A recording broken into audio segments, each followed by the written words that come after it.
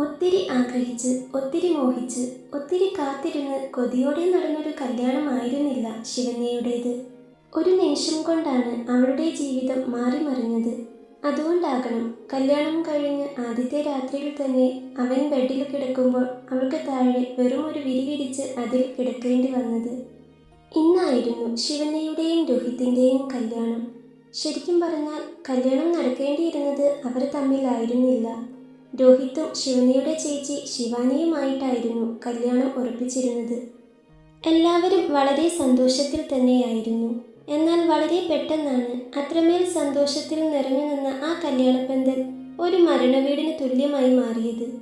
മംഗളകർമ്മങ്ങൾ നടക്കേണ്ടിയിരുന്ന അവിടെ പിന്നീട് ഉയർന്നു കേട്ടത് കരച്ചിലും വിലാപങ്ങളും ശാപവാക്കുകളുമായിരുന്നു.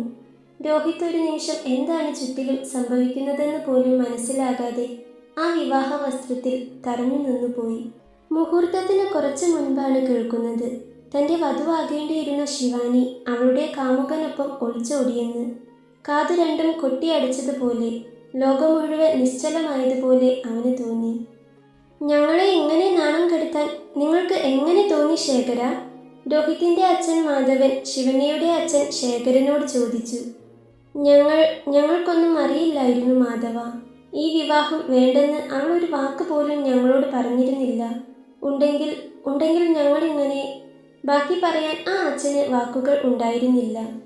നിങ്ങൾക്ക് ഇനി ഇങ്ങനെ പറഞ്ഞാൽ മതി. നിങ്ങളുടെ മോള് നാണം കെടുത്തിയത് എൻ്റെ മോനെയല്ലേ? ഇത്രയും ആൾക്കാരുടെ മുൻപിൽ എൻ്റെ മോൻ നിൽക്കുന്നത് കണ്ടില്ലേ? രോഹിത്തിൻ്റെ അമ്മ ജാനകി അമ്മ അവളുടെ അച്ഛനോടോ അമ്മയോടോ എന്നില്ലാതെ പറഞ്ഞു. ഇനി എന്താണ് ചെയ്യേണ്ടതെന്ന് അറിയാതെ കരയുകയാണ് അവളുടെ അമ്മ. അച്ഛൻ ആണായി പിറന്നതുകൊണ്ട് മാത്രം പൊട്ടിക്കരയുന്നില്ല. പക്ഷേ അദ്ദേഹത്തിൻ്റെ കണ്ണുകളും നിറഞ്ഞിരുന്നു. ആ അച്ഛൻ്റെ ഉള്ളവും അലമുറയിട്ട് കരഞ്ഞുകൊണ്ടിരുന്നു. ഒളിച്ചോടിപ്പോയ മകളെക്കുറിച്ച് ചിന്തിക്കണോ, അതോ മകളെ വിവാഹം കഴിക്കാനായി വന്ന ഈ പയ്യനെയും വീട്ടുകാരെയും പറ്റി ചിന്തിക്കണോ?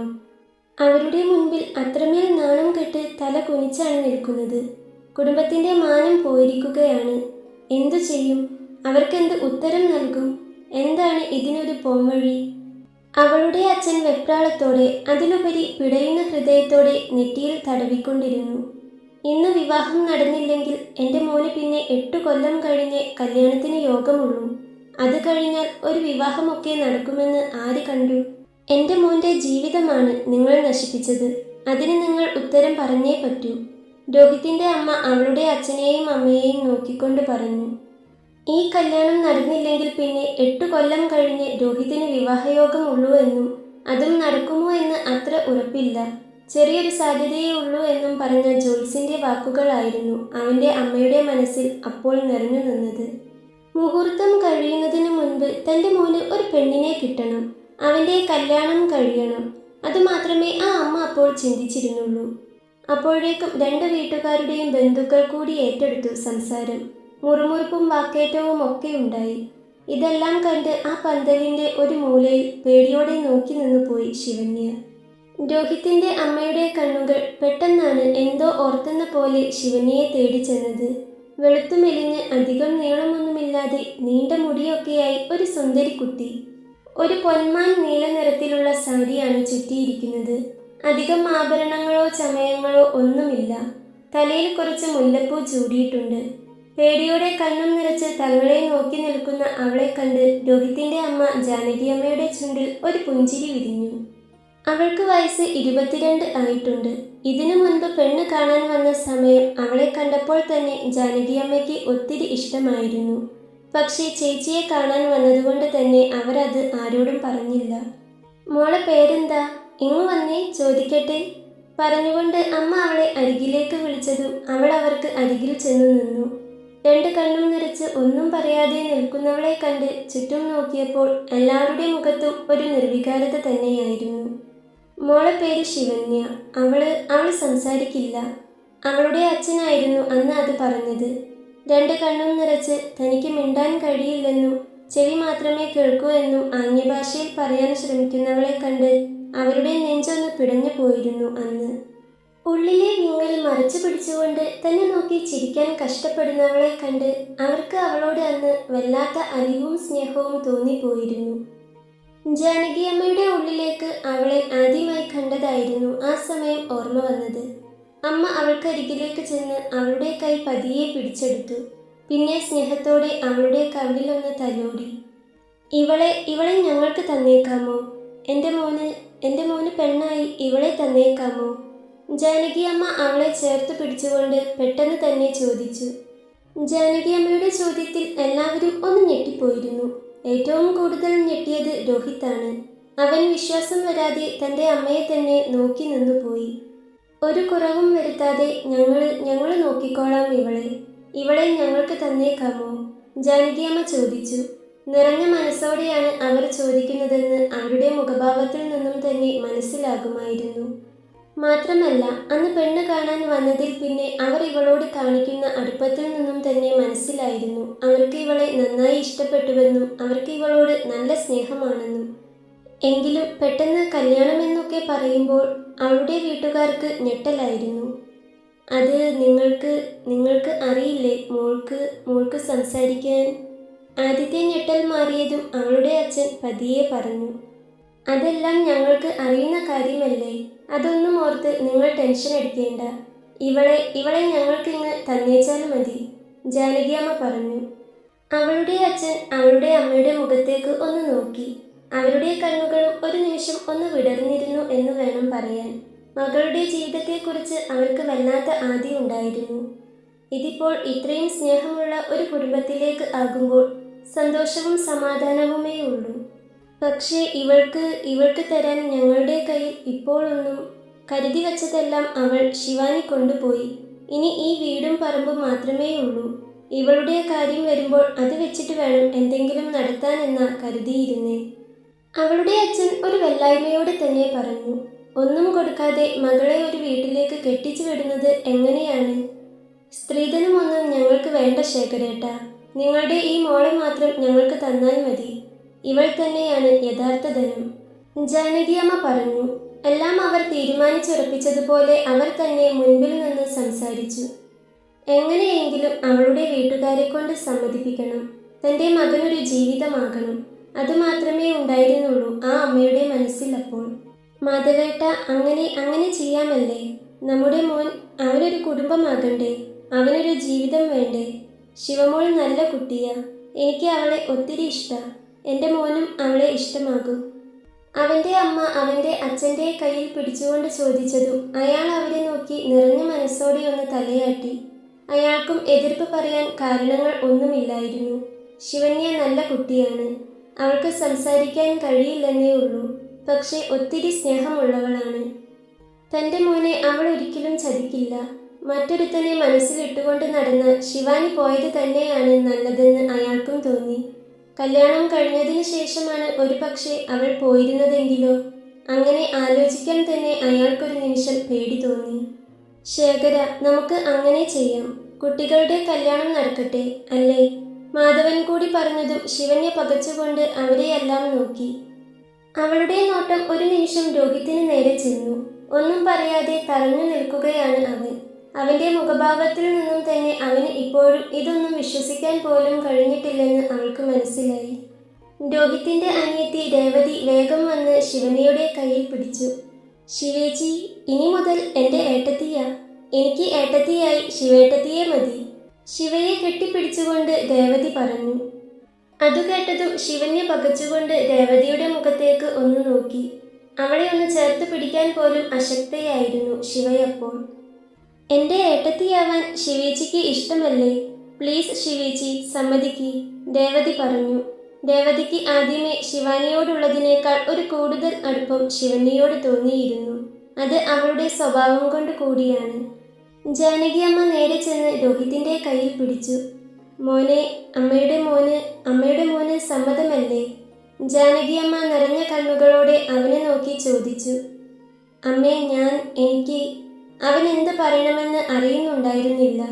പകച്ചു നിൽക്കുന്ന ആ നിമിഷത്തിൽ എല്ലാം കൂടി മുൻപിൽ വന്നു നിൽക്കുമ്പോൾ ഒരു തീരുമാനമെടുക്കാൻ കഴിയാത്തതുപോലെ. സമ്മതിക്ക് മോനെ. ശിവമോളെ കല്യാണം കഴിച്ചതുകൊണ്ട് എൻ്റെ മോന് ഒരിക്കലും കരയേണ്ടി വരില്ല. ആ ഉറപ്പ് അമ്മ തരാം, അമ്മ ഉറച്ച ശബ്ദത്തിൽ തന്നെ പറഞ്ഞു. അവൻ അമ്മയെ തന്നെ ഒന്ന് നോക്കി. അങ്ങനെ ഒരു ഉറപ്പ് തരാൻ അമ്മയ്ക്ക് എങ്ങനെ പറ്റും? എത്രയായാലും ഇവിടെ പെണ്ണു കാണാൻ വന്നതിന് ശേഷമുള്ള പരിചയമല്ലേ അമ്മയ്ക്ക് ഇവരുമായിട്ടുള്ളൂ. പിന്നെ എങ്ങനെ അമ്മയ്ക്ക് ഇത്ര ഉറപ്പ് പറയാൻ പറ്റും? അവൻ ചിന്തിച്ചു പോയി. രോഹിത്തിനെ കൊണ്ട് എങ്ങനെയെങ്കിലും കല്യാണത്തിന് സമ്മതിപ്പിക്കണം എന്നതായിരുന്നു അവരുടെ മനസ്സിൽ. പക്ഷേ അവനോട് ഒരു വെറും വാക്ക് പറഞ്ഞതുമല്ല. അത് ആ അമ്മയുടെ ഹൃദയത്തിൻ്റെ അടിത്തട്ടിൽ നിന്നും തന്നെ വന്നതാണ്. കുറച്ചു കാലത്തെ പരിചയമേ ഉള്ളൂ എങ്കിലും അവൾക്ക് ശിവന്യയെ എന്തോ വല്ലാത്തൊരു വിശ്വാസമായിരുന്നു. ശിവാനിയെ പെണ്ണ് കണ്ട് അവൾ തൻ്റേതാണെന്ന് ഉറപ്പിച്ചതോടെ രോഹിത് മനസ്സുകൊണ്ട് അവളെ സ്നേഹിക്കാൻ ശ്രമിച്ചു തുടങ്ങിയിരുന്നു. അവളിപ്പോൾ ഈ അവസാന നിമിഷം അവളുടെ കാമുകന്റെ കൂടെ ഒളിച്ചോടിപ്പോയി. ഇപ്പോൾ അമ്മ പറയുന്നു അവളുടെ അനിയത്തിയെ കെട്ടാൻ. അവൻ അമ്മയുടെയും അച്ഛൻ്റെയും അനിയത്തിയുടെയും മുഖത്തേക്ക് ഒന്ന് നോക്കി. അവരുടെ മുഖത്തെല്ലാം സന്തോഷമാണ്. നേരത്തെ കണ്ട ആ അങ്കലാപ്പോ വെപ്രാളമോ ഇപ്പോൾ ഇല്ലെന്ന് അവന് തോന്നി. താൻ സമ്മതിക്കാനായി പ്രതീക്ഷയോടെ തന്നെ നോക്കി നിൽക്കുന്ന തന്നെ സ്നേഹിക്കുന്നവൾ. തൽക്കാലം എന്തെങ്കിലും ആകട്ടെ എന്ന് മാത്രമേ അവൻ അപ്പോൾ കരുതിയിരുന്നുള്ളൂ. പക്ഷേ അപ്പോഴും അവൾ സംസാരിക്കില്ല എന്നത് അവൻ്റെ ഉള്ളിൽ വല്ലാത്തൊരു അസ്വസ്ഥത തീർത്തിരുന്നു. ഒത്തിരി സംസാരിക്കുന്ന, തന്നോട് ഒത്തിരി കളിച്ചിരികൾ പറയുന്ന, അവളുടെ പരിഭവങ്ങളും ആഗ്രഹങ്ങളും സന്തോഷങ്ങളും സങ്കടങ്ങളും പറയുന്ന, തന്നെ എപ്പോഴും രോഹിതേട്ട എന്ന് വിളിച്ചു നടക്കുന്ന ഒരു പെണ്ണായിരുന്നു അവൻ്റെ ഉള്ളിലെ സങ്കല്പം. ആ സങ്കല്പത്തിന്മേലാണ് ഇപ്പോൾ ആദ്യത്തെ ആണി അടിച്ചിരിക്കുന്നത്. അവൻ അവളെ ഒന്ന് നോക്കി. ആകെ പേടിച്ച് വെപ്രാളപ്പെട്ടു നിൽക്കുകയാണ്. അത് ആ കണ്ണിൽ നോക്കിയാൽ തന്നെ അറിയാം. പൊന്മാൻ നീല നിറത്തിൻ്റെ ഒരു കോട്ടൺ സിൽക്ക് സാരിയാണ് വേഷം. അത് നല്ല വൃത്തിയിൽ തന്നെ ഞൊറിഞ്ഞുടുത്തിട്ടുണ്ട്. കാതിൽ ഒരു വലിയ ജിമിക്കി കമ്മൽ, കഴുത്തിൽ നേർത്തൊരു സ്വർണത്തിൻ്റെ മാല, രണ്ട് കൈയിലും സാരിയുടെ അതേ നിറത്തിലുള്ള കൊമ്പുവളകൾ. പ്രത്യേകിച്ച് സമയങ്ങൾ ഒന്നുമില്ല എങ്കിലും കണ്ണെഴുതി പൊട്ടുതൊട്ട് മുല്ലപ്പൂ ഒക്കെ വെച്ച് ആള് നല്ല സുന്ദരിയാണ് അവന് തോന്നി. പക്ഷേ എന്തോ അവൾക്ക് സംസാരിക്കാൻ കഴിയില്ല എന്നത് അവൻ്റെ ഉള്ളിൽ അവളോട് വല്ലാത്തൊരു അകൽച്ച സൃഷ്ടിക്കുന്നുണ്ട്. അമ്മയോടും അച്ഛനോടും അവൾ എന്തോ ആംഗ്യം കാണിച്ച് പറയുന്നുണ്ട്. അവരവളെ സാരമില്ല മോള് സമ്മതിക്ക് എന്നൊക്കെ പറഞ്ഞ് സമാധാനിപ്പിക്കുന്നുമുണ്ട്. അവളുടെ ആ കൈകൊണ്ടുള്ള ആംഗ്യം പറച്ചിലെല്ലാം കണ്ടതും അവന് തല പെരുത്തു കയറി. പക്ഷേ പുറത്തു കാണിക്കാൻ പറ്റുന്നില്ല. എങ്ങനെ ഈ പെണ്ണിൻ്റെ കൂടെ ജീവിതാവസാനം വരെ ജീവിക്കും എന്നോർത്ത് അവന് വല്ലാത്ത ആശങ്ക തോന്നുന്നുണ്ടായിരുന്നു. അങ്ങനെ മുഹൂർത്തം കഴിയുന്നതിനു മുൻപ് അവൻ അവളുടെ കഴുത്തിൽ താലി ചാർത്തി. അവൾ കൈകൾ കൂപ്പി രണ്ട് കണ്ണുകളും അടച്ചു നിന്നു. നെറുകിൽ അവൻ സിന്ദൂരം ചാർത്തിയപ്പോൾ മാത്രം അവൾ അവനെ ഒന്ന് തല ഉയർത്തി നോക്കി. അവളുടെ ആ നോട്ടം കണ്ടതും അവൻ എങ്ങോ നോട്ടം മാറ്റിക്കളഞ്ഞു. അവളുടെ നെഞ്ചൊന്ന് പിടച്ചു. അപ്പോൾ ആൾക്ക് തന്നെ ഇഷ്ടമില്ല. ചിലപ്പോൾ അതായിരിക്കുമോ?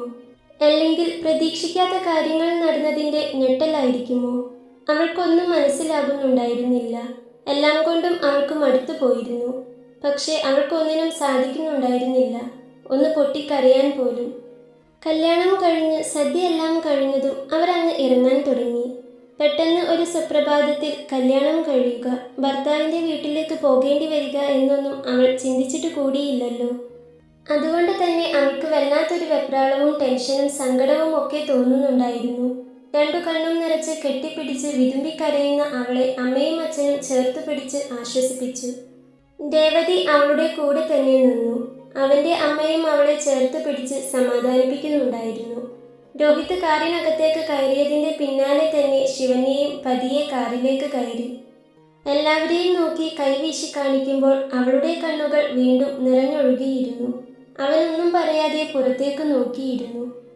അവൻ്റെ ഉള്ളിൽ എന്താണെന്നും ഇനി തൻ്റെ ജീവിതം എങ്ങോട്ടാണെന്നും അവൾക്ക് ഒരു എത്തും പിടിയും കിട്ടുന്നുണ്ടായിരുന്നില്ല. എങ്കിലും അവളും ഒന്നും പറയാതെ മറുവശത്തേക്ക് ചേർന്ന് പുറത്തേക്ക് നോക്കിയിരുന്നു. എന്തു പറയാനാണ് താൻ? എങ്ങനെ പറയാനാണ്? സംസാരിക്കാൻ കഴിയുന്ന ഒരു നാവ് പോലും തനിക്കില്ലല്ലോ. ഉള്ളിലെ വിങ്ങൽ ആരോടും പറയാൻ കഴിയാത്ത അവസ്ഥയോർത്ത് അവളുടെ ഉള്ളം വിങ്ങി. തൊണ്ടക്കുഴിയിൽ എന്തോ വന്ന് അടഞ്ഞു നിൽക്കുന്നത് പോലെ കണ്ണുകൾ നിറഞ്ഞു വന്നു. ശിവനെയെക്കുറിച്ച് ഇപ്പോൾ ആ അമ്മയുടെയും അച്ഛൻ്റെയും മനസ്സിൽ ഒരു തണുപ്പുണ്ട്. നല്ലൊരു കുടുംബത്തിലേക്കാണ് അവൾ കയറിപ്പോകുന്നത് എന്നും അവളെ അവർ തീർച്ചയായും സ്നേഹിക്കുമെന്നും അവർക്ക് ഉറപ്പുണ്ടായിരുന്നു. ഇനി എവിടുന്നെങ്കിലും കുറച്ച് പൈസ ഒപ്പിച്ച് അവൾക്ക് വേണ്ടി എന്തെങ്കിലും ചെയ്യണം. സ്ത്രീധനമായിട്ടല്ല, കല്യാണം കഴിഞ്ഞു പോകുന്ന മകൾക്കുള്ളൊരു സമ്മാനം പോലെ. പക്ഷേ അപ്പോഴും അവരുടെ മനസ്സ് പൂർണ്ണമായും ശാന്തമായിരുന്നില്ല. മൂത്ത മകളുടെ അവസ്ഥ അങ്ങനെയല്ല. കണ്ടല്ലോ. ആരുടെ കൂടെയാണ് പോയത്, എന്താണ്, ഏതാണ്, എങ്ങനെയാണ് എന്നൊന്നും അറിയാത്ത അവസ്ഥ. ദേഷ്യവും വെറുപ്പുമൊക്കെ തോന്നുന്നുണ്ടെങ്കിലും അതിനേക്കാൾ ഉപരി അവരുടെ ഉള്ളിൽ അവരുടെ മൂത്ത മകളെക്കുറിച്ചുള്ള ആശങ്ക നിറഞ്ഞു തന്നെ നിന്നു. പെറ്റുപോറ്റിയതല്ലേ, അങ്ങനെയൊന്ന് കണ്ടില്ലെന്ന് വെക്കാൻ പറ്റില്ലല്ലോ. അവളുടെ അമ്മയും അച്ഛനും പിന്നെ അമ്മാവന്മാരും ഒക്കെയായി വേണ്ടപ്പെട്ട കുറച്ച് ബന്ധുക്കൾ പോലീസ് സ്റ്റേഷനിലേക്ക് തിരിച്ചു. വീട്ടിലെത്തി കാലു കഴുകി നിലവിളക്ക് കൊടുത്ത് അവളെ നിറഞ്ഞ മനസ്സോടെ തന്നെ അമ്മ അവനോടൊപ്പം അകത്തേക്ക് ക്ഷണിച്ചു. അതിനുശേഷം മധുരം കൊടുപ്പും ഉണ്ടായിരുന്നു. അവൻ ആർക്കോ വേണ്ടി എന്നതുപോലെ എല്ലാത്തിനും അവിടെ അങ്ങനെ നിന്നുകൊടുത്തു. ചടങ്ങുകളെല്ലാം കഴിഞ്ഞപ്പോൾ എന്തോ ഇനിയും അവിടെ അങ്ങനെ നിന്നാൽ ഭ്രാന്ത് പിടിക്കുമെന്ന് തോന്നിയതും അവൻ പുറത്തേക്കിറങ്ങി. ഉമ്മറത്തെത്തിയതും കണ്ടത് മുറ്റത്ത് നിന്ന് ഫോണിൽ സംസാരിക്കുന്ന മിഥുനെയാണ്. രോഹിത് വേഗം അവനരികിലേക്ക് ചെന്നു. വെപ്രാളത്തോടെ തന്റെ അരികിൽ വന്നു നിൽക്കുന്ന രോഹിത്തിനെ കണ്ട് മിഥുൻ ഇപ്പോൾ തിരിച്ചു വിളിക്കാമെന്നും പറഞ്ഞ് കോൾ കട്ട് ചെയ്തു. എടാ, എനിക്ക് 2 അടിക്കണം, ഇല്ലെങ്കിൽ ശരിയാവില്ല. തലയാകെ പെരുത്തു കയറുന്നു. അവൻ പറയുന്നത് കേട്ട് മിഥുൻ അവനെ സഹതാപത്തോടെയും അലിവോടെയും നോക്കി. എടാ, ഇന്ന് തന്നെ അടിക്കണോ? നമുക്ക് വേണമെങ്കിൽ പുറത്തൊക്കെ ഒന്ന് പോയിട്ട് വരാം, മിഥുൻ അവനോട് പറഞ്ഞു. അവൻ്റെ കൂട്ടുകാരിൽ ഒരാളാണ് മിഥുൻ. കൂട്ടുകാരിൽ തന്നെ അവൻ്റെ ഏറ്റവും അടുത്ത സുഹൃത്ത്. രോഹിത് മിഥുനെ ഒന്ന് തറപ്പിച്ചു നോക്കി. പിന്നെ എന്തോ പറയാൻ വന്നതും മിഥുൻ അവനെ തടഞ്ഞു. വേണ്ട, ഇവിടെ വെച്ച് ഒരു സീൻ ഉണ്ടാക്കണ്ട രോഹി, മിഥുൻ പറഞ്ഞു. വേണ്ട, ഞാൻ തനിച്ച് പൊയ്ക്കോളാം, പറഞ്ഞുകൊണ്ട് രോഹിത് കാറിനടുത്തേക്ക് നടന്നു. ഒരു നെടുവീർപ്പോടെ അവൻ്റെ പിന്നാലെ തന്നെ മിഥുനും. രോഹിത് കയറിയതിന് പിന്നാലെ മിഥുനും ആ കാറിലേക്ക് കയറി. അവരുടെ കാർ അകന്നു പോകുന്നത് ഒന്നും അകത്തിരുന്ന ശിവന്യ ആ സമയം അറിഞ്ഞിരുന്നില്ല. അമ്മയും അച്ഛനും രേവതിയും ഒക്കെ ഒരു പാവമാണ്. ആദ്യത്തേതുപോലെയല്ല, എന്തോ ഈ കുറഞ്ഞ സമയം കൊണ്ട് തന്നെ അവരുമായി കൂടുതൽ അടുത്തിട്ടുണ്ട് ശിവന്യ. ഇടയ്ക്കിടെ അവളുടെ കണ്ണുകൾ ചുറ്റും പരതി നടന്നു. ഇവിടെയൊന്നും കാണുന്നില്ലല്ലോ, എവിടെ പോയി? ഇവിടെ ഇല്ലേ ആള്? രോഹിത്തിനെ അവിടെയെങ്ങും ഒരു നോട്ടം പോലും കാണാതെ വന്നതും അവൾ ചിന്തിച്ചു. ആ സമയമാണ് അവൾക്ക് ചേച്ചിയെ ഓർമ്മ വന്നത്. ചേച്ചി എവിടെയായിരിക്കും? ചേച്ചിയെ കണ്ടോ ആവോ? എന്നാലും ആരുടെ കൂടെയായിരിക്കും ചേച്ചി പോയിട്ടുണ്ടാവുക? ഒരു സൂചന തനിക്ക് പോലും തന്നില്ലല്ലോ. എന്നാലും കല്യാണത്തിൻ്റെ അന്ന് ചേച്ചി ഇറങ്ങിപ്പോകുമ്പോൾ വരും വരായികകളെക്കുറിച്ച് ചേച്ചി എന്താ ഓർക്കാതിരുന്നത്? എന്നെക്കുറിച്ച് ഓർത്തോ? പോട്ടെ, എന്നെക്കുറിച്ച് ഓർക്കണ്ട. അമ്മയെയും അച്ഛനെയും കുറിച്ച് ഓർത്തോ?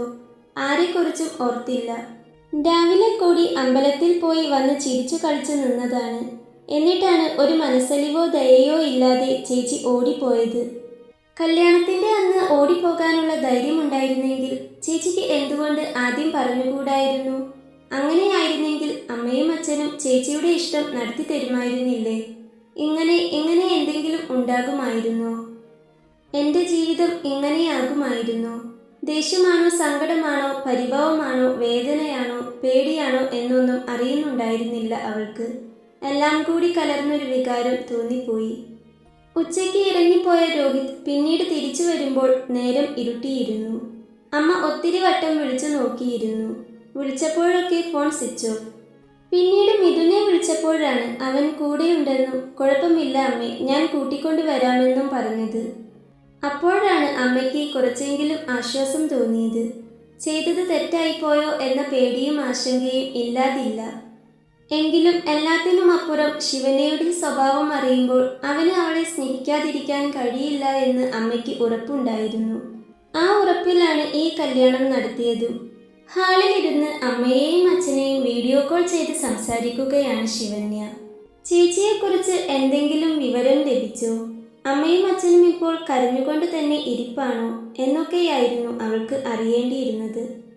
പോലീസ് സ്റ്റേഷനിൽ ചെന്ന് കംപ്ലൈൻറ്റ് കൊടുത്തതും അവർ തന്നെ 2 പേരെയും കണ്ടുപിടിച്ചു.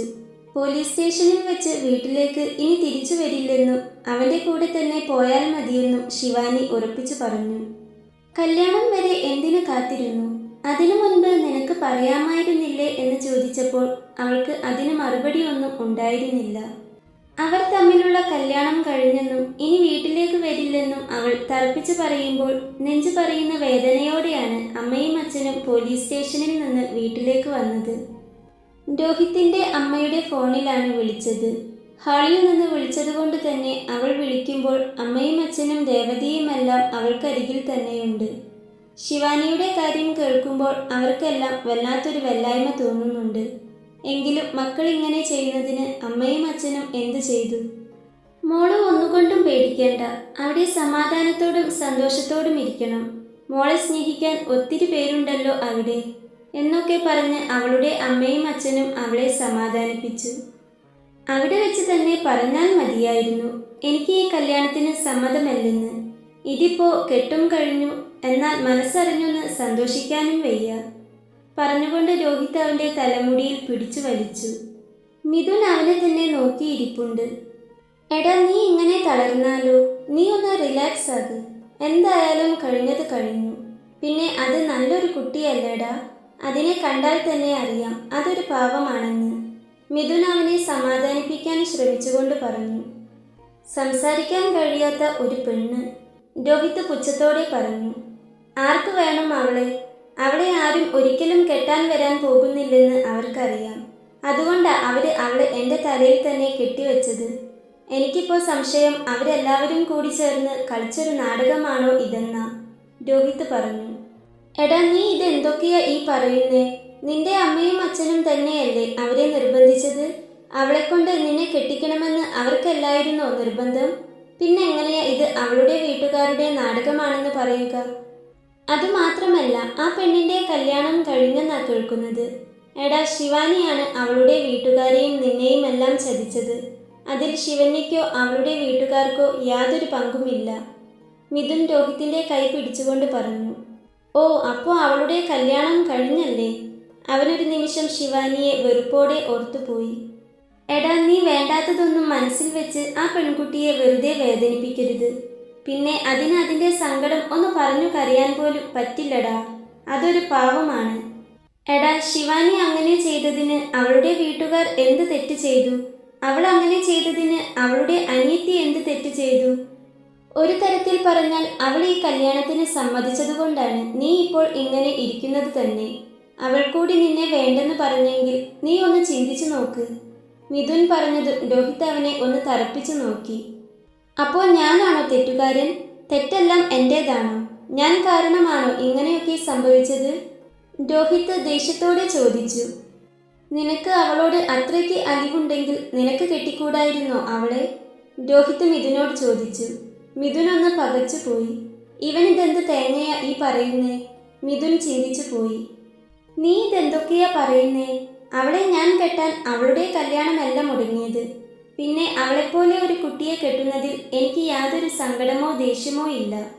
കാരണം ഒരാൾക്ക് സംസാരിക്കാൻ കഴിയുന്നതും കഴിയാത്തതും അവരുടെ കഴിവല്ല, അതെല്ലാം ദൈവത്തിൻ്റെ കയ്യിലാണ്. നീയും ഞാനും ഇങ്ങോട്ട് ജനിച്ചു വീഴുമ്പോൾ ദൈവം നമുക്ക് സംസാരിക്കാനും കാണാനുമെല്ലാമുള്ള കഴിവ് തന്നിട്ടുണ്ടെങ്കിൽ അത് നമ്മുടെ കഴിവല്ല. പിന്നെ നമ്മളിപ്പോൾ ഇങ്ങനെ സംസാരിക്കുന്നുണ്ടല്ലോ, നമ്മളിപ്പോൾ ഇങ്ങനെ കാണുന്നുണ്ടല്ലോ, നമ്മളിപ്പോൾ ഇങ്ങനെ നടക്കുന്നുണ്ടല്ലോ. ഇതൊന്നും എല്ലാ കാലത്തും ഉണ്ടാകുമെന്ന് നമുക്ക് ഒരു ഉറപ്പും പറയാൻ പറ്റില്ല. ഇതെല്ലാം ഉണ്ടാകുവാനും ഇല്ലാതാകുവാനും നിമിഷങ്ങൾ മാത്രം മതി. അത് എപ്പോഴും ഒന്ന് ഓർക്കുന്നത് നല്ലതാ, മിഥുൻ പറഞ്ഞപ്പോൾ രോഹിത് മിഥുനെ ഒന്ന് നോക്കി. അവൻ്റെ മുഖത്ത് ദേഷ്യമില്ല. പക്ഷേ രോഹിത്തിൻ്റെ ആ നോട്ടത്തിൻ്റെ അർത്ഥം എന്തെന്ന് മിഥുന് മനസ്സിലായില്ല. എടാ, നീ ഇങ്ങനെ ടെൻഷൻ ആവില്ലേ? റിലാക്സ് ആവ്. എന്നിട്ട് വീട്ടിലേക്ക് ചെല്ല്. പതിയെ എല്ലാം ശരിയാകും. ഇപ്പോൾ പെട്ടെന്ന് ഇതെല്ലാം നടന്നതിൻ്റെ ഒരു ഷോക്കിലാണ് നീ. ഒട്ടും വിചാരിക്കാത്ത കാര്യങ്ങളാണല്ലോ നടന്നത്. അതുകൊണ്ടാണ്. കുറച്ച് കഴിയുമ്പോൾ ഇതിൽ നിന്ന് പതിയെ നീ പുറത്തു വരും. നിനക്ക് അവളെ സ്നേഹിക്കാൻ പറ്റും, അവൾക്ക് നിന്നെയും. മിഥുൻ പറഞ്ഞതും രോഹിത് പുച്ഛത്തോടെ ഒന്ന് ചിരിച്ചതേയുള്ളൂ. അവൻ തിരിച്ചു വരുമ്പോൾ ഹാളിലൊന്നും അവളെ കണ്ടതേയില്ല. അവൻ നേരെ മുറിയിലേക്ക് ചെന്നു. കുളിച്ചു മാറ്റാനുള്ള ഡ്രസ്സും എടുത്ത് നേരെ ബാത്റൂമിലേക്ക് കയറി. തണുത്ത വെള്ളം തലയിലൂടെ ഒലിച്ചിറങ്ങിയപ്പോൾ തന്നെ വലിയ ആശ്വാസം വന്നതുപോലെ. അവൻ പിന്നീട് താഴേക്ക് പോയില്ല, നേരെ ബാൽക്കണിയിലേക്ക് ചെന്നു. കുറച്ചു സമയം പുറത്തെ തണുത്ത കാറ്റുമേറ്റ് അങ്ങനെയിരുന്നു.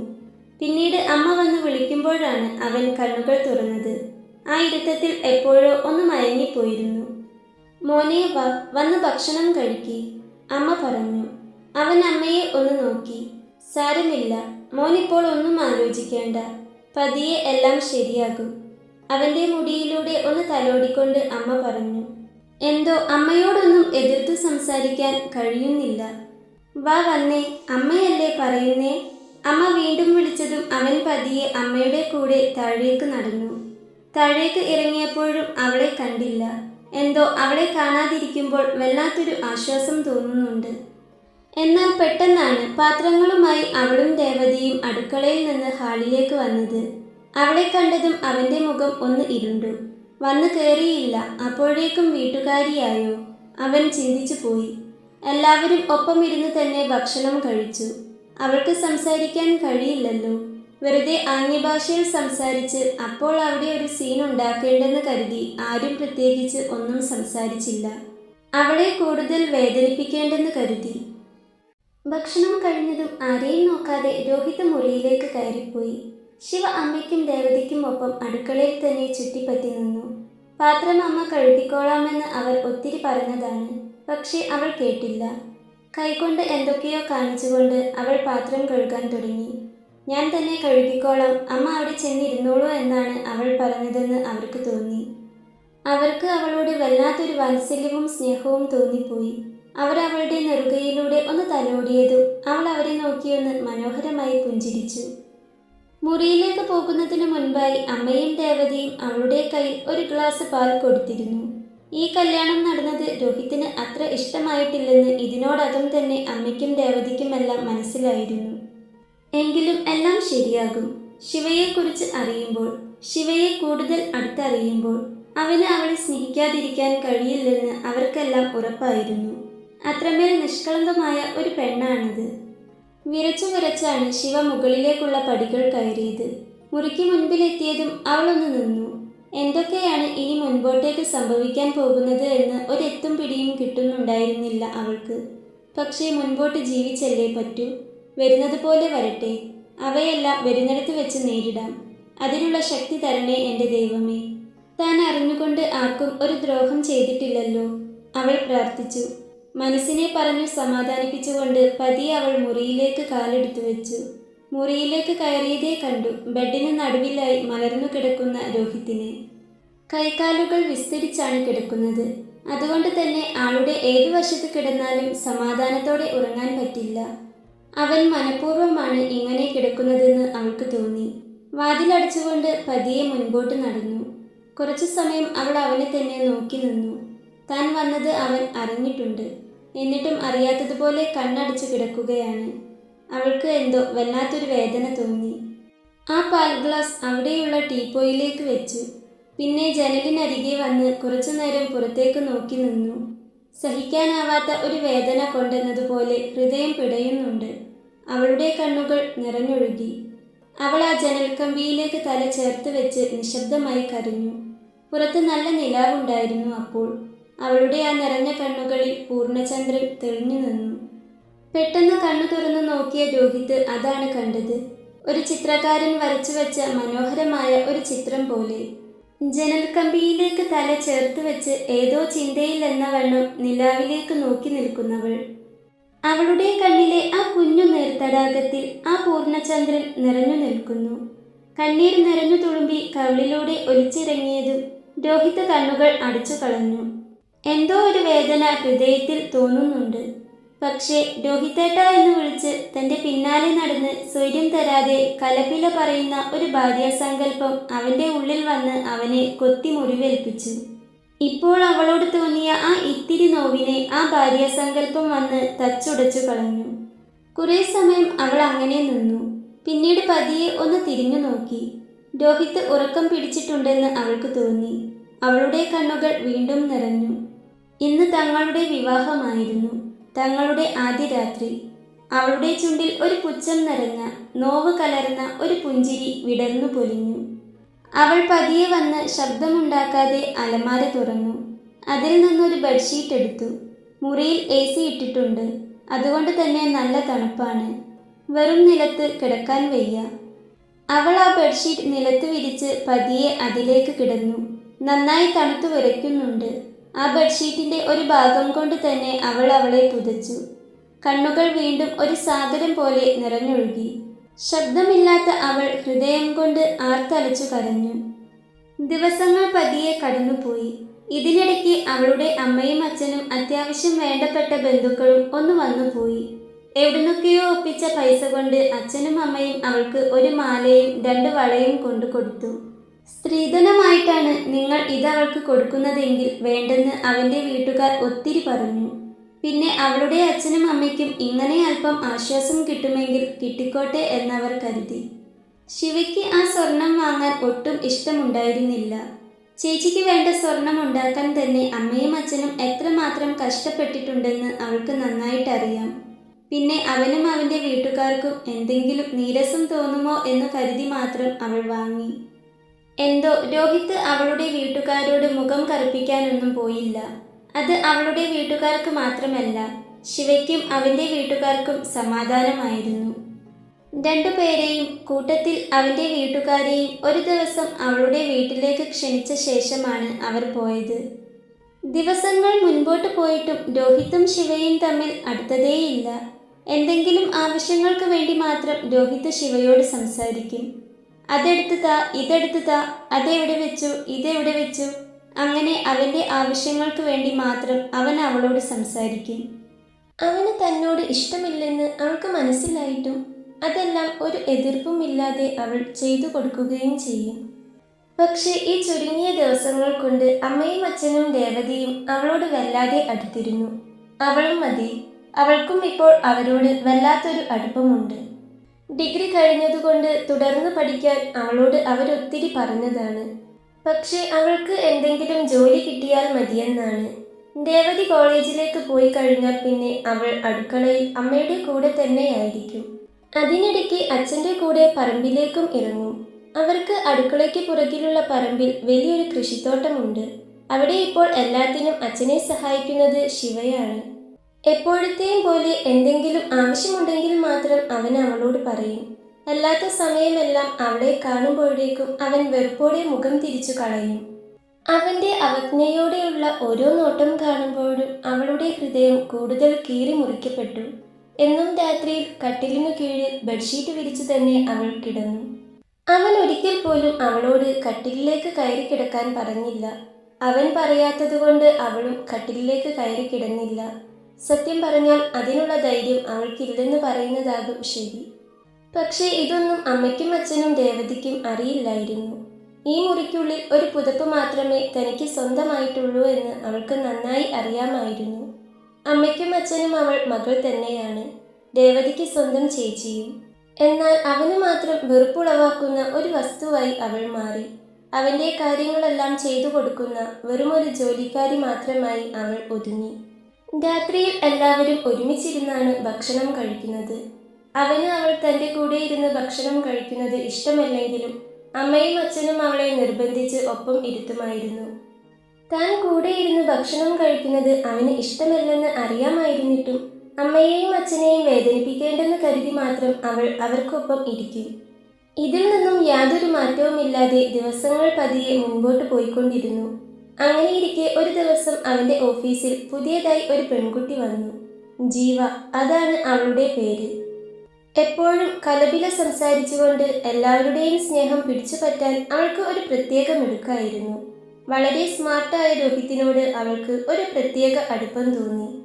അങ്ങനെ ഒത്തിരി സംസാരിച്ച് എല്ലാവരുടെയും മനസ്സിൽ ഇടം പിടിച്ചതുപോലെ അവൻ്റെ മനസ്സിലും അവൾ ഇടം പിടിച്ചു. രോഹിത്തിൻ്റെ കൂടെ സംസാരിക്കുമ്പോൾ ജീവ അവനോട് കുറച്ചുകൂടി അടുത്തിരിക്കാൻ ശ്രമിക്കും. ആദ്യമൊക്കെ രോഹിത്തിന് അത് വല്ലാത്തൊരു അസ്വസ്ഥത തീർത്തിരുന്നു. എന്നാൽ പതിയെ പിന്നീട് അവനത് കാര്യമാക്കാതെയായി. ജീവ വന്ന് അരികിലിരിക്കുമ്പോഴും വളരെ സ്വാതന്ത്ര്യത്തോടെ സംസാരിക്കുമ്പോഴും അവൻ്റെ ഉള്ളിലേക്ക് അവൻ പോലും അറിയാതെ ഒരു പെണ്ണിൻ്റെ മുഖം ഇടിച്ചു കയറി വന്നിരുന്നു. മറുത്തൊരു വാക്കുപോലും പറയാതെ യാതൊരു പരാതിയും പരിഭവവുമില്ലാതെ പണിയെടുത്ത് വിയർത്തൊലിച്ച് നടക്കുന്ന ഒരാളുടെ മുഖം അവൻ്റെ ഉള്ളിൽ മിന്നിമാഞ്ഞു. ജീവ ഒത്തിരി സംസാരിക്കുന്നവളായിരുന്നു. സംസാരിച്ച് ആളെ മയക്കിയെടുക്കാനും കഴിയുന്നവൾ. രോഹിയേട്ട എന്ന് വിളിച്ച് അവൻ്റെ പിന്നിൽ നിന്നും മാറില്ല അവൾ. തൻ്റെ പെണ്ണ് തൻ്റെ പിന്നാലെ നടന്നു രോഹിത്തേട്ട എന്ന് വിളിക്കുന്നത് അവൻ ഒത്തിരി സ്വപ്നം കണ്ടിട്ടുണ്ട്. എന്നാൽ ഇന്ന് ഇവൾ രോഹിയേട്ട എന്നും വിളിച്ച് പിന്നാലെ നടക്കുമ്പോൾ എന്തോ അവൻ്റെ മനസ്സ് അവളിലേക്ക് ചാഞ്ഞു തുടങ്ങിയിരുന്നു. രോഹിത്തേട്ട എന്നതിനേക്കാൾ രോഹിയേട്ട എന്നതിന് ഒരു പ്രത്യേക ഭംഗിയുണ്ടെന്ന് അവന് തോന്നി. ജീവയുടെ ആ കലപില സംസാരത്തിൽ, അവനോട് കാണിക്കുന്ന ആ അടുപ്പത്തിൽ, അവൻ പതിയെ അവന്റെ ഭാര്യയായ ആ ഊമപ്പെണ്ണിന്റെ മുഖം മറന്നുകളയാൻ ശ്രമിച്ചു. ഓഫീസിൽ എല്ലാവർക്കും അറിയാമായിരുന്നു രോഹിത്തിന്റെ കല്യാണം കഴിഞ്ഞ കാര്യം. അതുകൊണ്ട് തന്നെ ജീവയ്ക്കും അറിയാമായിരുന്നു അവനൊരു ഭർത്താവാണെന്ന്. അവനെയും കാത്ത് ഒരു പെണ്ണ് അവന്റെ വീട്ടിലുണ്ടെന്ന്. പക്ഷേ അതൊന്നും അവൾക്കൊരു വിഷയമേ അല്ലായിരുന്നു. മറ്റൊരു പെണ്ണിന്റെ ഭർത്താവിനെയാണ് താൻ സ്വന്തമാക്കാൻ ശ്രമിക്കുന്നത് എന്നതിൽ അവൾക്ക് യാതൊരു കുറ്റബോധവും തോന്നിയില്ല.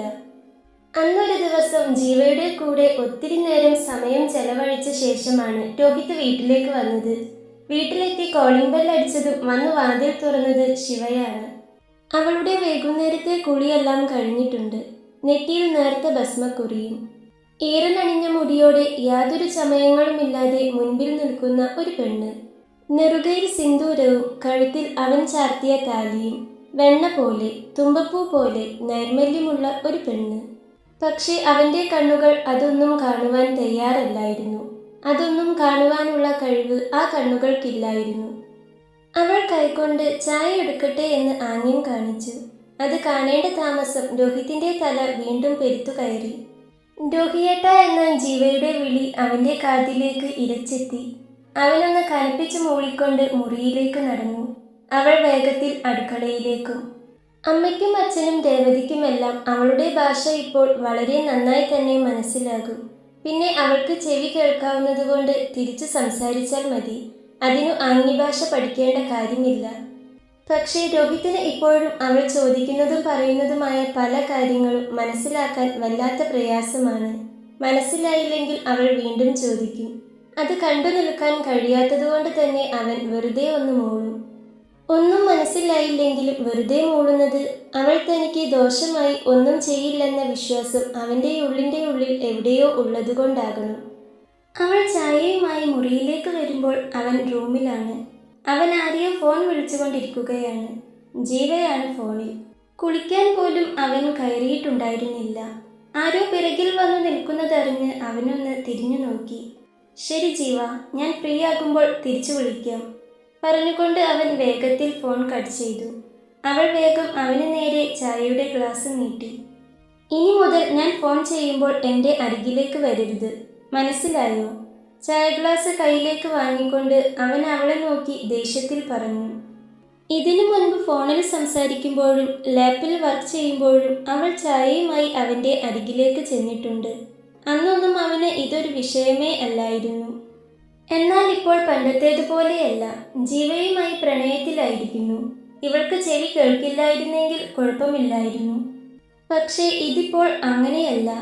ജീവയുമായി സംസാരിക്കുന്നതിനിടയിലേക്ക് ശിവ കടന്നു വരുന്നത് രോഹിത്തിന് ആലോചിക്കാൻ പോലും പറ്റുന്ന കാര്യമായിരുന്നില്ല. എന്നാൽ അവൻ പറയുന്നത് കേട്ട് പകച്ചു നിൽക്കുകയായിരുന്നു അവൾ. ഇതിനു മുൻപ് ഇങ്ങനെയൊന്നും ആയിരുന്നില്ലല്ലോ എന്ന് അവൾ വേദനയോടെ ഓർത്തുപോയി. ചായ കുടിച്ചു കഴിഞ്ഞതും അവൻ അവളുടെ കയ്യിലേക്ക് ഗ്ലാസ് ദേഷ്യത്തിൽ വെച്ചു കൊടുത്ത ശേഷം ബാത്റൂമിലേക്ക് കയറിപ്പോയി. അവൾ അടഞ്ഞുകിടക്കുന്ന ബാത്റൂമിൻ്റെ വാതിലിലേക്ക് നോക്കി അങ്ങനെ നിന്നു. നെഞ്ചു പിടയുന്നു, കണ്ണുകൾ നിറയുന്നു. എന്തോ ഒരു വല്ലാത്ത സങ്കടം തൊണ്ടക്കുഴിയിൽ വന്നു നിൽക്കുന്നത് പോലെ, ഒന്ന് പൊട്ടിക്കരയാൻ തോന്നുന്നത് പോലെ. രോഹിത്തേട്ടന് തന്നെ ഒരിക്കലും സ്നേഹിക്കാൻ കഴിയില്ലേ? അവൾ അവളോട് തന്നെ ചോദിച്ചു പോയി. താൻ മുറിയിലേക്ക് വരുമ്പോൾ ചിരിച്ചുകൊണ്ട് സംസാരിക്കുന്ന രോഹിത്തിനെയാണ് കണ്ടത്. തന്നെ കണ്ടപ്പോൾ പെട്ടെന്ന് ഫോൺ വെക്കുകയും ചെയ്തു. എല്ലാം കൂടി അവളുടെ നെഞ്ചിൽ കിടന്ന് തിളച്ചു മറിഞ്ഞു. പിന്നീടുള്ള ദിവസങ്ങളെ ശിവ വല്ലാത്തൊരു ഞെട്ടലോടെയാണ് നോക്കിക്കണ്ടത്. ഇതുവരെ ഇല്ലാത്തതുപോലെ ഒരു ചിരിയും കളിയുമാണ് രോഹിത്തിന്. എപ്പോഴും ഫോണിൽ തന്നെയായിരുന്നു.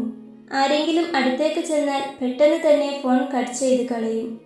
രാത്രിയിൽ താൻ വിരിവിരിച്ചു കിടന്നാലും അവൻ വന്നു കിടക്കില്ല. എത്രയോ സമയം ബാൽക്കണിയിൽ തന്നെ നിൽക്കും. നേരത്തെ ചിരിയും സംസാരവുമെല്ലാം മുറിയിലേക്ക് കേൾക്കാം.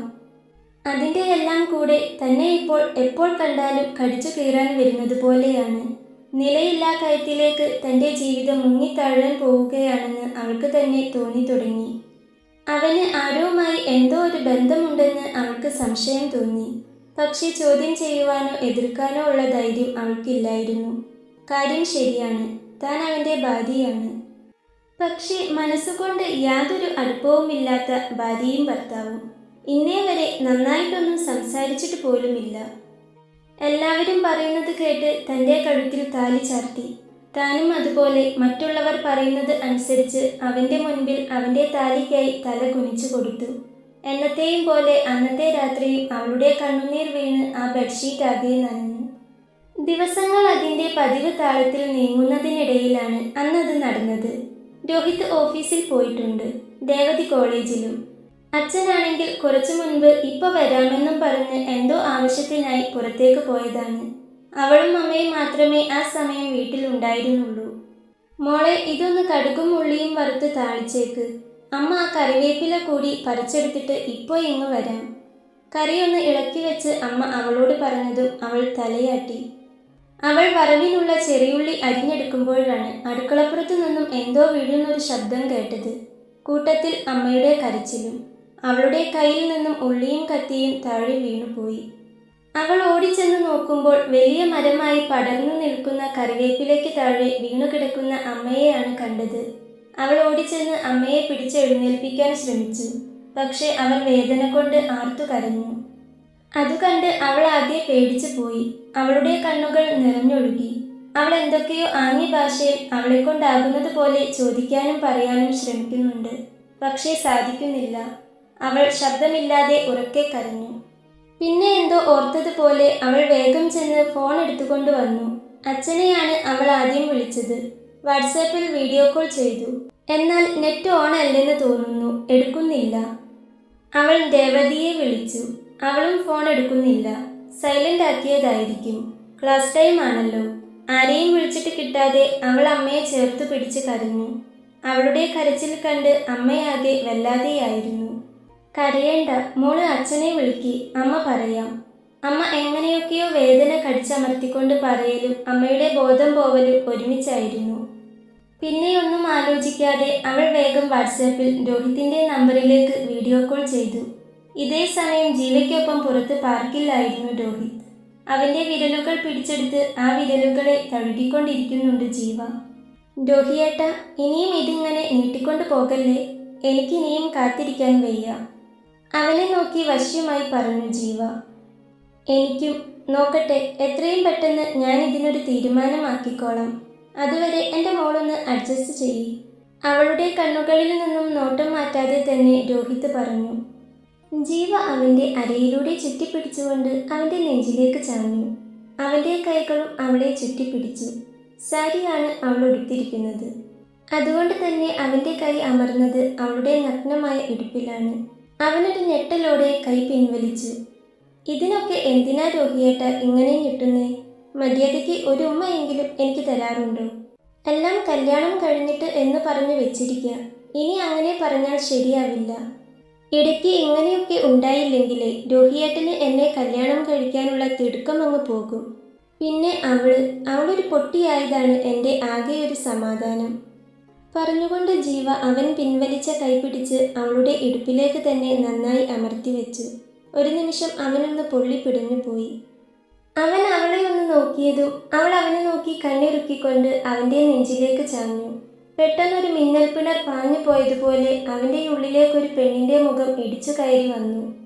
യാതൊരു ചമയങ്ങളുമില്ലാതെ പണിയെടുത്ത് വിയർത്തൊലിച്ച് നിൽക്കുന്നൊരു പെണ്ണിൻ്റെ മുഖം.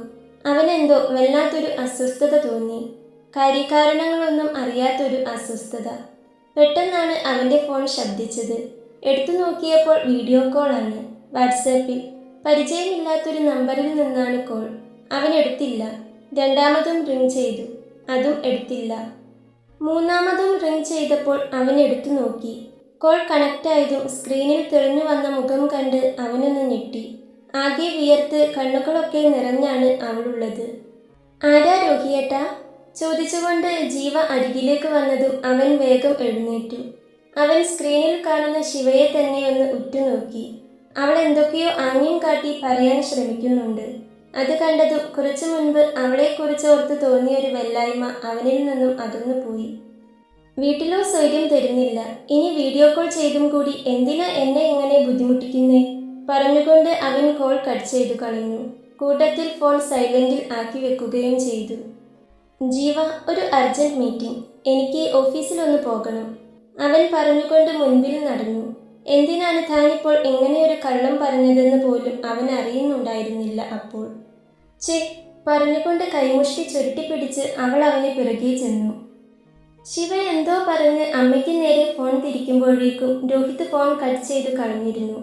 സങ്കടവും ദേഷ്യവും കൊണ്ട് അവൾ കരഞ്ഞുപോയി. എന്തു ചെയ്യും എന്നറിയാതെ പകച്ചു നിന്നു പോയൊരവസ്ഥ. പക്ഷേ എന്തെങ്കിലും ചെയ്യണം, ചെയ്തേ പറ്റൂ. അവൾ വേഗം അടുക്കളയിലേക്കോടി ഗ്യാസ് ഓഫ് ചെയ്തു. പിന്നെ ഗേറ്റ് തുറന്ന് അപ്പുറത്തെ വീട്ടിലേക്ക് ഓടാൻ പോകുമ്പോഴാണ് അവൾക്ക് മുൻപിൽ ഒരു ബൈക്ക് വന്ന് ബ്രേക്കിട്ട് നിന്നത്. വണ്ടി ഇപ്പോൾ ഇടിച്ചേനെ.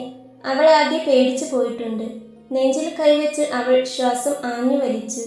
ബൈക്കിൽ ഉണ്ടായിരുന്ന ചെറുപ്പക്കാരൻ വേഗം ഇറങ്ങി അവൾക്ക് അരികിലേക്ക് ചെന്നു. ശിവേ, എന്താ പറ്റിയത്?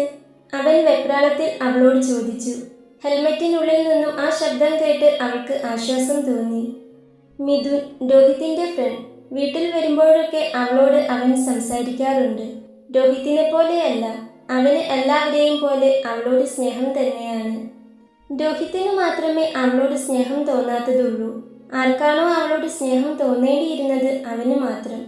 അവൾ കരഞ്ഞുകൊണ്ട് എന്തോ പറയാൻ ശ്രമിച്ചുകൊണ്ട് ഗേറ്റ് കടന്ന് അടുക്കളമുറ്റത്തേക്കോടി. അവൾക്ക് പിറകെ അവനും. അടുക്കളമുറ്റത്ത് വീണുകിടക്കുന്ന അമ്മയെ കണ്ട് അവനൊന്ന് ഞെട്ടി. അയ്യോ, അമ്മയ്ക്ക് എന്തു പറ്റി? അവൻ ചോദിച്ചുകൊണ്ട് ഓടിപ്പോയി അമ്മയെ പിടിച്ചുയർത്തി. ഞാൻ എല്ലാവരെയും വിളിച്ചു, ആരും എടുക്കുന്നില്ല. രോഹിതേട്ടനെ വിളിച്ചപ്പോൾ അവിടെയും സമാധാനം തരില്ലേ എന്നും പറഞ്ഞ് ദേഷ്യപ്പെട്ട് ഫോൺ വെച്ചു കളഞ്ഞു. കരഞ്ഞുകൊണ്ട് തന്നെ അവൾ എന്തൊക്കെയോ കൈകൊണ്ട് പറയാൻ ശ്രമിച്ചു. അതിനിടയിൽ കരച്ചിലോടെ അമ്മയുടെ കവിളിൽ തട്ടി വിളിക്കുന്നുമുണ്ട്.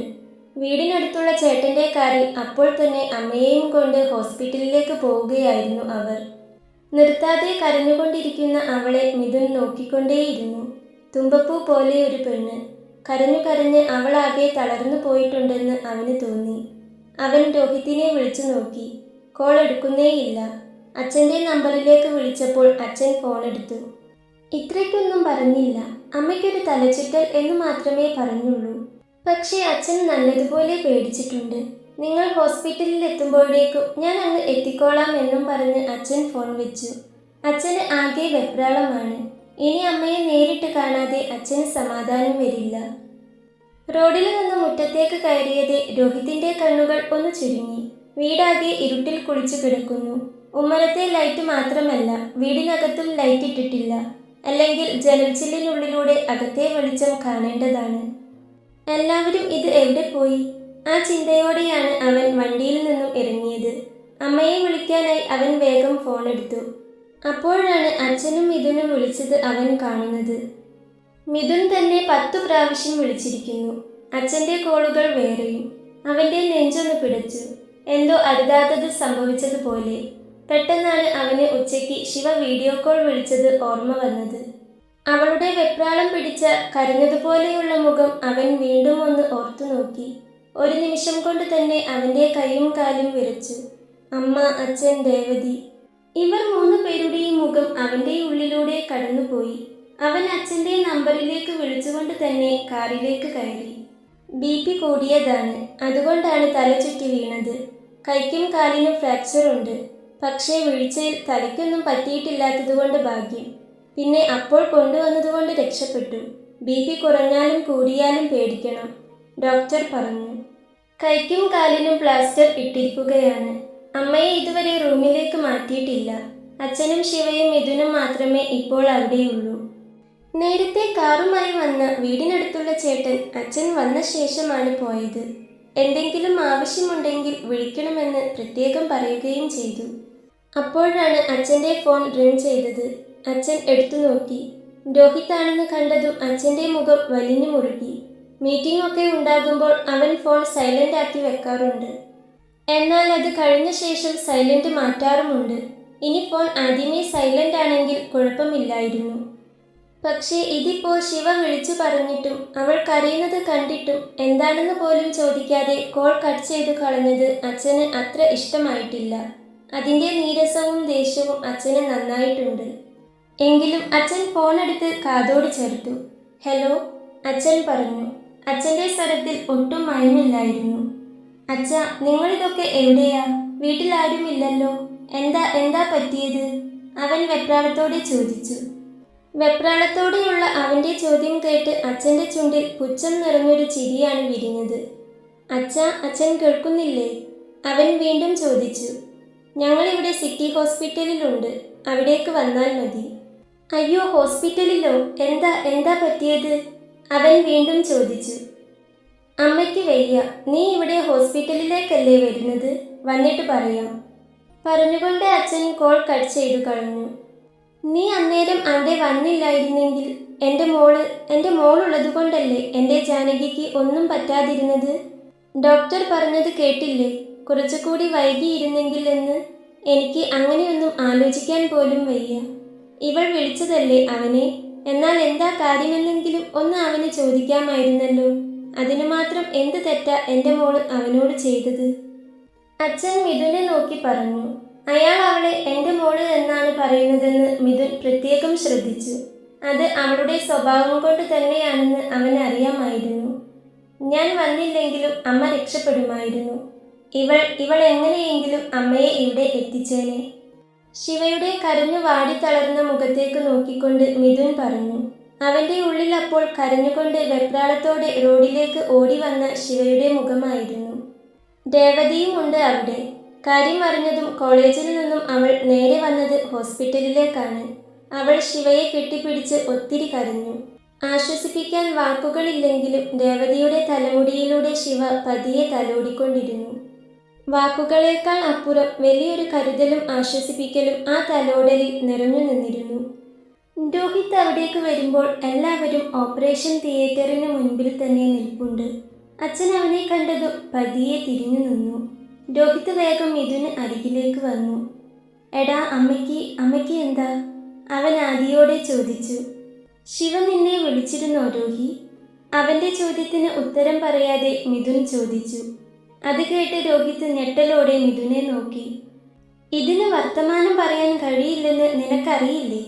ഇവൾ അച്ഛനെയും രേവതിയെയും വീഡിയോ കോളിൽ വിളിച്ചു നോക്കി. അവരുടെ നെറ്റ് ഓൺ അല്ലാത്തതുകൊണ്ട് കിട്ടിയില്ല.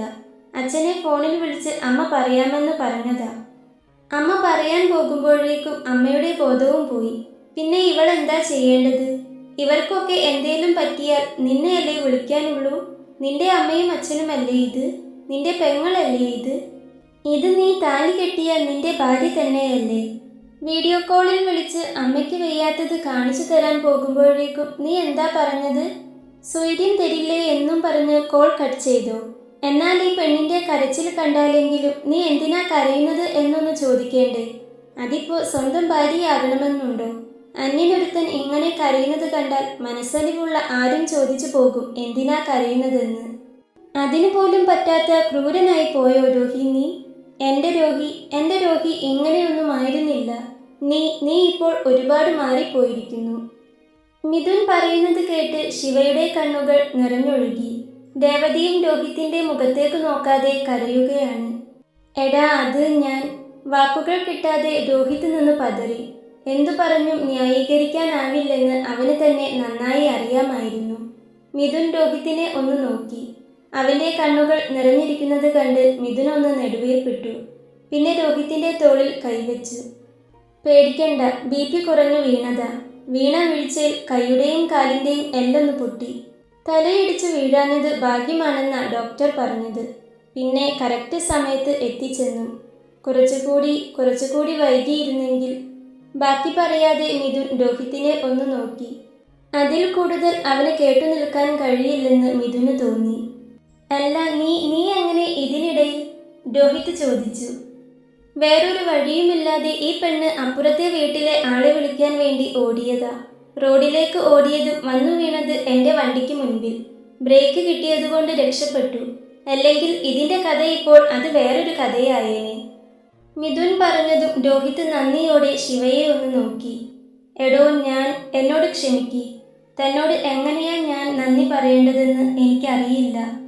അവൻ ശിവയ്ക്ക് അരികിലേക്ക് വന്ന് പതിയെ പറഞ്ഞു. ശിവ പെട്ടെന്ന് തന്നെ രേവതിക്ക് നേരെ തിരിഞ്ഞു. എൻ്റെ അമ്മയല്ലേ, അതിന് ഇങ്ങനെ നന്ദിയൊന്നും പറയണ്ട എന്ന് രേവതിയോട് അവൾ കൈകൊണ്ട് കാണിച്ചു. രോഹിത് രേവതിയെ ഒന്ന് നോക്കി. എൻ്റെ അമ്മയല്ലേ, അതിന് നന്ദിയൊന്നും പറയണ്ട എന്നാ പറഞ്ഞത്. രേവതി രോഹിത്തിനെ നോക്കി പറഞ്ഞു. രോഹിത് ശിവയെ ഒന്നുകൂടി നോക്കി. പക്ഷേ അവൾ അവൻ്റെ മുഖത്തേക്ക് നോക്കുന്നേയില്ല. അവളുടെ കരഞ്ഞു വീർത്ത കൺപോളകളും വാടിത്തളർന്ന മുഖവും രോഹിത് കാണുന്നുണ്ടായിരുന്നു. അന്ന് ആദ്യമായി അവന് അവളോട് വല്ലാത്ത നന്ദി തോന്നി, അലിവ് തോന്നി. ഒരു നോട്ടം അവൾ തന്നെയൊന്ന് നോക്കിയിരുന്നെങ്കിലോ എന്ന് വല്ലാത്തൊരു കൊതിയും.